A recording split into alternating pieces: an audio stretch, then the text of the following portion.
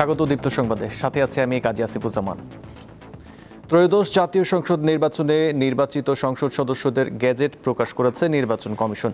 গতকাল শুক্রবার রাতে নির্বাচন কমিশনের জ্যেষ্ঠ সচিব আখতার আহমেদ এই গেজেট জারি করেন।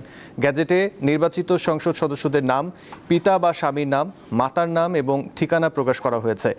এখন সংসদ সদস্য হিসেবে শপথের আয়োজন করা হবে। নবনির্বাচিত সংসদ সদস্যদের শপথ পড়াবেন প্রধান নির্বাচন কমিশনার। সেক্ষেত্রে সংসদ সদস্যদের শপথ হতে পারে আগামী সোমবার বা মঙ্গলবার। যেদিন সংসদ সদস্যরা শপথ নেবেন সেদিনই নতুন প্রধানমন্ত্রী ও মন্ত্রিসভার সদস্যরা শপথ নিতে পারেন। গতকাল দেশের কয়েকটি স্থানে সহিংসতার ঘটনা ঘটেছে। এ সময় ঘরবাড়ি ভাঙচুর করা হয়, বেশ কয়েকজন আহতও হয়েছে। এছাড়া পাবনায় ভোট পুনর্গণনার দাবিতে জেলা রিটার্নিং কর্মকর্তার কার্যালয়ে 1 ঘণ্টা ঘেরাও করে রাখে বিএনপি নেতাকর্মীরা। ভোট পুনর্গণনার দাবিতে পাবনা জেলা প্রশাসক ও জেলা রিটার্নিং কর্মকর্তার কার্যালয়ের সামনে অবস্থান নিয়ে বিক্ষোভ করেন বিএনপি নেতাকর্মীরা। পাবনা 3 ও 4-এর ভোট পুনর্গণনার দাবি তাদের। এখানে আমাদের যে সমস্যাগুলো আমি দেখতে পেয়েছি, আমি এগুলা সেখানকার প্রিজাইডিং অফিসার এবং সহকারী প্রিজাইডিং অফিসারকে আমি জানিয়েছি, কিন্তু তারা সেটা গুরুত্ব দেয়নি। আর আমাদের বেশ 3-4টি আসনে আমাদের পুলিং এজেন্ট যে গণনায় ছিল তাদের সই ছাড়াই সেগুলো নিয়ে যায়। এখানে কোনো ইলেকশন ইঞ্জিনিয়ারিং হয়েছে বলে আমরা বিশ্বাস করি। এই জন্য পুনরায় ভোট গণনা এবং যে কেন্দ্রগুলোতে এই ধরনের অনিয়ম হয়েছে সেই কেন্দ্রগুলোতে পুনরায় ভোট গ্রহণের জন্য আজকে আমরা দাবি জানাচ্ছি। জেলা প্রশাসকের সাথে আলোচনার পর সরে যান বিএনপি নেতাকর্মীরা। ডিসি স্যারের সাথে কথা হয়েছে, ডিসি স্যার ওনাদের অভিযোগটা নির্বাচন কমিশন বরাবর প্রেরণ করে দিয়েছেন, অগ্রাহ্য করে দিয়েছেন। পরবর্তী ডিসিশন নির্বাচন কমিশন নিবে। এদিকে পাবনার আটঘরিয়ায় ভোট দেওয়া না দেওয়া নিয়ে বিতর্কের জেরে জামায়াতের বিরুদ্ধে বাড়িঘর ও দলীয় কার্যালয়ে হামলা ভাঙচুরের অভিযোগ উঠেছে। প্রতিবাদে বিক্ষোভ করেছেন বিএনপি নেতাকর্মীরা। মেহেরপুরের গাংনী উপজেলায় সহিংসতার ঘটনা ঘটেছে। এতে আহত হয়েছেন জামায়াত ইসলামের 3 নেতাকর্মী। শুক্রবার সকালে উপজেলার জোরপুকুরিয়া বাজারে এ ঘটনা ঘটে। সহিংসতার খবর পাওয়া গেছে ঝিনাইদহেও। কালীগঞ্জ উপজেলায় সংঘর্ষে জড়িয়েছেন 2 পরাজিত প্রার্থীর সমর্থকেরা। বিএনপির বিদ্রোহী প্রার্থী সাইফুল ইসলাম ফিরোজ ও ধানের শীষের প্রার্থী রাশেদ খানের সমর্থকদের মধ্যে এই সংঘর্ষের ঘটনা ঘটে। সাইফুর রহমান শিশির, দীপ্ত বার্তা কক্ষ। এবার জানাবো বরিশালের খবর। সেখান থেকে যুক্ত হচ্ছেন সহকর্মী মুর্তুজা জুয়েল।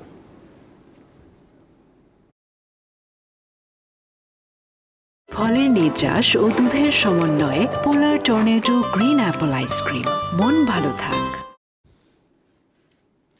জুয়েল, নির্বাচন পরবর্তী বরিশালে কোনো সহিংসতার খবর পেয়েছেন? জেলার পরিস্থিতি আমাদের জানান।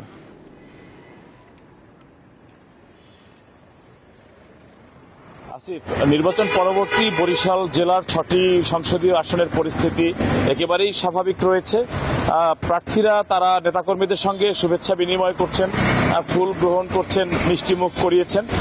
এ ধরনের শান্ত পরিস্থিতি বিরাজ করছে। বিশেষ করে আপনি জানেন যে বিএনপির কেন্দ্র ঘোষিত কর্মসূচির অংশ হিসেবে তারা কোনো বিজয় মিছিল করেনি এবং এর বিপরীতে শুক্রবার মসজিদে মসজিদে দোয়া মোনাজাত তারা আয়োজন করেছে।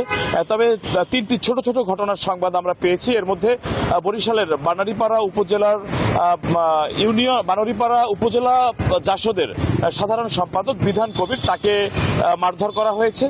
বানারীপাড়া বাইশারি ইউনিয়ন যুবদল যে নেতাকর্মীরা রয়েছে তারা তাকে জামাত শিবির ট্যাগ দিয়ে তাকে গতকাল মারধর করে। এছাড়া গৌরনদী উপজেলার খানজাপুর ইউনিয়ন এবং আগৈলঝাড়া উপজেলার রত্নপুর ইউনিয়ন, এই 2টি উপজেলা মূলত বরিশাল 1 আসন নিয়ে গঠিত।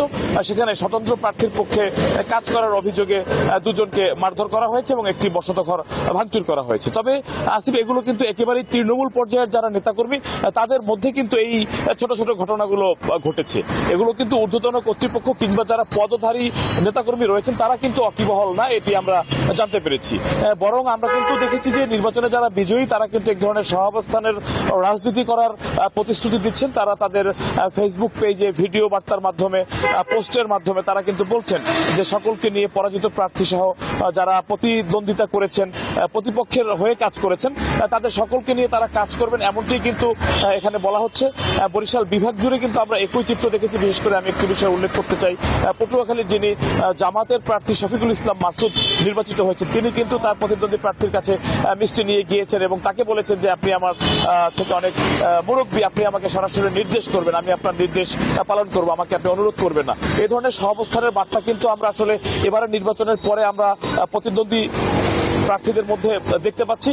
কোনো ধরনের অগ্নিসংযোগ, লুটপাট, কোপাকুপি, জখম এ ধরনের ঘটনার কিন্তু কোনো খবর বরিশাল জেলায় আমরা এখন পর্যন্ত পাইনি, অর্থাৎ ঘটেনি, এটি আমরা দায়িত্ব নিয়ে বলতে পারি। এ ধরনের কোনো তথ্য আমাদের কাছে এখন পর্যন্ত আসেনি। আইন শৃঙ্খলা পরিস্থিতি এখন পর্যন্ত স্বাভাবিক রয়েছে।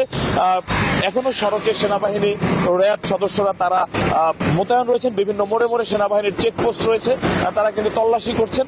বিশেষ করে নগরীর আমতলা মোড়, চৌমাথা পয়েন্ট, সদর রোড, এ সকল এলাকায় কিন্তু সেনাবাহিনীর উপস্থিতি আমরা লক্ষ্য করছি। আসিফ, এ ছিল বরিশাল থেকে নির্বাচন পরবর্তী পরিস্থিতির তথ্য। জি মুর্তজা, আপনাকে ধন্যবাদ।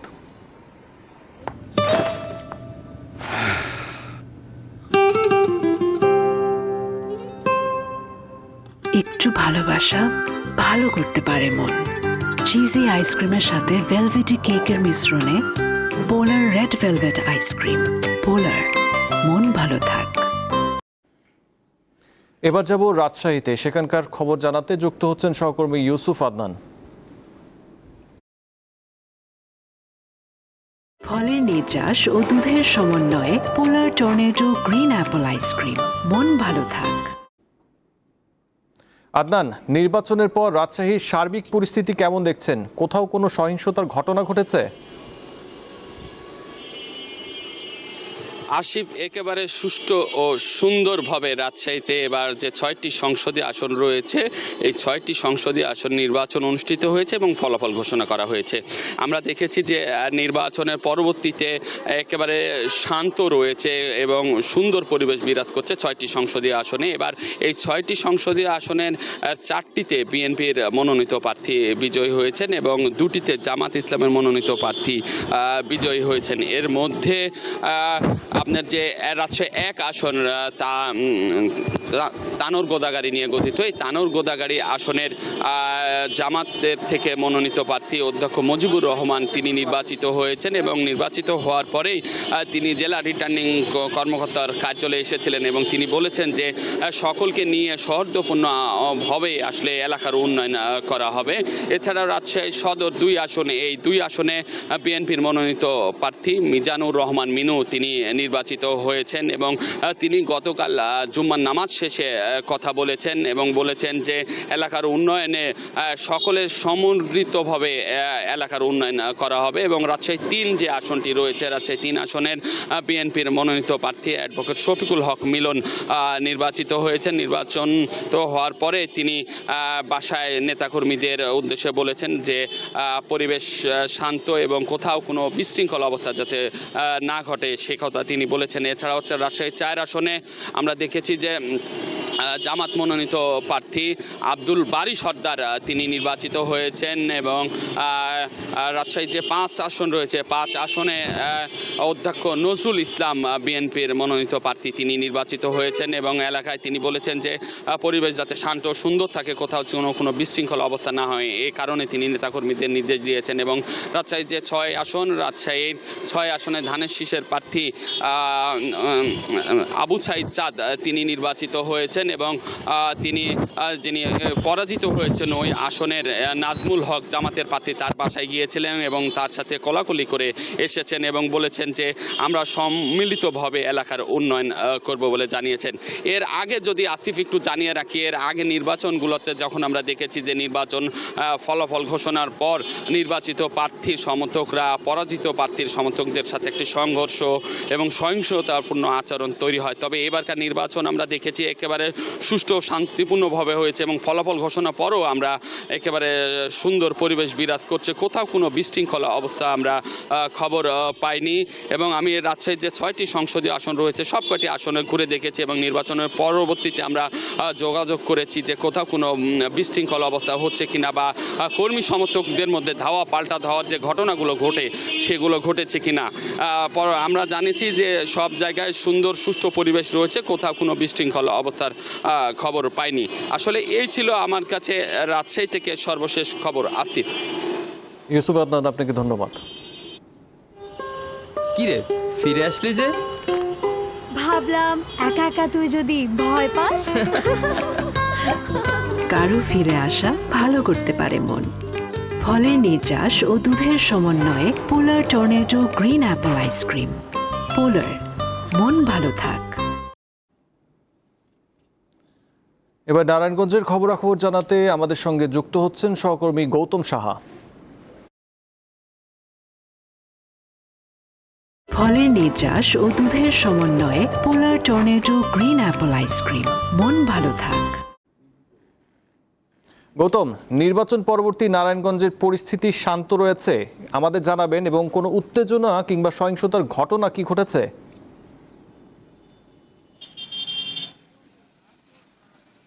উত্তপ্ত জেলা পাচ্ছের ডান্ডি খ্যাত নারায়ণগঞ্জ, সেই নারায়ণগঞ্জ নির্বাচনের পরবর্তী সময় কিন্তু একেবারেই নিরুত্তাপ দেখা যাচ্ছে। নারায়ণগঞ্জের 5টি আসনে 4টি আসনেই কিন্তু বিপুল ভোটে এবং নিরঙ্কুশ জয় পেয়েছে বিএনপি নেতৃত্বাধীন দল, এবং সেই সাথে বাংলাদেশের দায়িত্বভার পড়েছে বিএনপির কাঁধে। এবং নারায়ণগঞ্জের যে প্রধান সমস্যা যানজট, সেই যানজটের চিত্র কিন্তু আমরা দেখতে পাচ্ছি, আমার পেছনটিতে দেখতে পাবেন। এখানে কিন্তু যানজটের নিত্যদিনের চিত্র এবং কর্মচঞ্চল হয়ে উঠেছে নারায়ণগঞ্জ। যেহেতু আজকে সরকারি ছুটির দিন, তারপরেও জীবনের তাগিদে মানুষ ছুটে চলেছে তাদের গন্তব্যস্থলে, কর্মস্থলে। এবং এখানে দেখতে পাচ্ছি বিভিন্ন যানবাহন এবং মানুষের কিন্তু ভিড় কিন্তু আমরা লক্ষ্য করতে পারছি। এবং আমি যদি আইন শৃঙ্খলা পরিস্থিতি নির্বাচনের পরবর্তীতে নারায়ণগঞ্জের 5টি আসনে যে কোথাও কোনো প্রকার অপ্রীতিকর ঘটনা কি খবর এখন পর্যন্ত কিন্তু পাওয়া যায় নাই, তেমন কোনো সহিংসতা নাশকতার খবর কিন্তু পাওয়া যায়নি। এবং ভোটের দিন যে বিষয়টি হয়েছে, কোথাও কোনো প্রকার নাশকতা অপ্রীতির ঘটনা সেদিনও কিন্তু পাওয়া যায়নি। বলা চলে একেবারে শান্তিপূর্ণ এবং সার্বিকভাবে কিন্তু শান্তিপূর্ণ পরিবেশে ভোট গ্রহণ শেষ হয়েছে। এবং ভোটের পরবর্তী সময়ে এখন পর্যন্ত মানুষ কিন্তু উচ্ছ্বাস পূরণ করছেন। এবং যে বিষয়টি হয়েছে পরবর্তী জুলাই আগস্টের পরে, গণঅভ্যুত্থানের পরে আইন শৃঙ্খলা যে পরিস্থিতি ভেঙে পড়া, সেই আইন শৃঙ্খলা পরিস্থিতি থেকে সুশাসন যাতে প্রতিষ্ঠিত হয় এবং মানুষ যাতে একটি নির্বাচিত সরকার পায়, সেই ক্ষেত্রে নারায়ণগঞ্জের মানুষ কিন্তু তাদের সচ্ছলভাবে এবং উচ্ছ্বাসভাবে সেই ভোট প্রয়োগ করেছেন। আমরা যে বিষয়টি দেখেছি, বিজয়ী প্রার্থীরা বিগত নির্বাচনের পরবর্তী সময়ে তারা কিন্তু এক প্রকার উল্লাস করে তারা আনন্দ মিছিল করেন, সেই বিষয় থেকে কিন্তু তারা এখন সরে এসেছে। রাজনীতিতে এক পরিমিতি ভোট চলে এসেছে। আমরা দেখেছি যারা বিজয়ী হয়েছেন তাদের ভিতরে কিন্তু তারা পরিমিতভাবেই তাদের কিন্তু আনন্দ পালন করছেন। আমরা দেখেছি গতকালও কিন্তু মসজিদে মসজিদে বিএনপির পক্ষ থেকে দোয়া প্রার্থনা করা হয়েছে দেশ ও জাতির জন্য। এবং সেই সাথে আমরা যে বিষয়টি দেখেছি, নারায়ণগঞ্জের যে 5টি আসনে 4টিতে বিএনপি জয়ী হয়েছে, এবং একটি আসনে কিন্তু যে নারায়ণগঞ্জের 4 আসনের যে এনসিপির 11 দলীয় সমর্থিত ঐক্য জোটের যে যিনি রয়েছেন আব্দুল আল মামুন, তিনিও কিন্তু জয়ী হয়েছেন। তবে আমরা যে বিষয়টি লক্ষ্য করেছি, জামাত সমর্থিত যেই ভোটগুলি রয়েছে তারাও কিন্তু যে নির্বাচিত যে বিজয়ী হয়েছে তাদের তুলনামূলক ভোট কিন্তু সমপরিমাণ হাড্ডাহাড্ডি লড়াই হয়েছে। আমি যে আসনটিতে দাঁড়িয়ে রয়েছি, নারায়ণগঞ্জের 5 আসন, এই আসনটিতে প্রায় একেবারেই হাড্ডাহাড্ডি কিন্তু ভোর পর্যন্ত লড়াইয়ের ফলাফল কিন্তু হয়েছে। আমরা যে বিষয়টি দেখেছি, এই আসনের বিএনপির যিনি প্রার্থী রয়েছেন আবুল কালাম, তিনি পেয়েছেন 1,14,789 ভোট। তার নিকটতম প্রতিদ্বন্দ্বী রয়েছেন জামাত-সহ 11 দলীয় সমর্থিত যে যিনি খেলাফত মজলিসের যুগ্ম মহাসচিব সিরাজুল ইসলাম মামুন, তিনি কিন্তু পেয়েছে 1,16,000 ভোট। সেই ক্ষেত্রে আমরা যে বিষয়টি জানতে পেরেছি, 14,000 ভোটের ব্যবধানে কিন্তু পরাজিত হয়েছেন তিনি। আমরা যে বিষয়টি জানতে পেরেছি, সেই সিরাজুল মামুন গতকাল কিন্তু নির্বাচন কমিশনে ভোটের অনিয়ম, ফলাফলের অনিয়ম, কারচুপি সহ বিভিন্ন অভিযোগ এনে কিন্তু তিনি পূর্ণ গণনার, ভোট গণনার কিন্তু প্রার্থনা করেছেন নির্বাচন কমিশনে। এছাড়া নারায়ণগঞ্জের প্রতিটি এলাকায় কিন্তু এখন পর্যন্ত কোনো প্রকার অপ্রীতিকর ঘটনা ঘটেনি। তবে এই ক্ষেত্রে নারায়ণগঞ্জবাসী সহ ভোটাররা যে বিষয়টি ধন্যবাদ জানিয়েছেন জেলা প্রশাসক এবং যারা রয়েছেন আইন শৃঙ্খলা বাহিনীর দায়িত্বে, তাদের নেতৃত্বাধীন এবং ভোটের আগে থেকে তারা যেভাবে ঢেলে সাজিয়ে আইন শৃঙ্খলা বাহিনী তৎপর ছিলেন, সেই ক্ষেত্রে নারায়ণগঞ্জের কোথাও এখন পর্যন্ত কোনো প্রকার অপ্রীতিকর ঘটনার খবর কিন্তু পাওয়া যায়নি। একেবারেই শান্তিপূর্ণ পরিবেশে ভোট গ্রহণ হয়েছে। এখন পর্যন্ত নারায়ণগঞ্জের ভোটের পরিবেশ যে পরবর্তী সহিংসতা নেই বললেই চলে, শান্তিপূর্ণ পরিবেশে। এবং মানুষ কিন্তু তাদের যেহেতু শিল্পনগরী নারায়ণগঞ্জ, সেই শিল্পনগরী নারায়ণগঞ্জ এখন হয়ে উঠেছে তাদের জীবনের তাগিদে কর্মব্যস্ত। এই ছিল আসলে আমার কাছে নারায়ণগঞ্জের ভোটের পরবর্তী পরিস্থিতির খবর। ছিলেন গৌতম সাহা। আপনাকে ধন্যবাদ।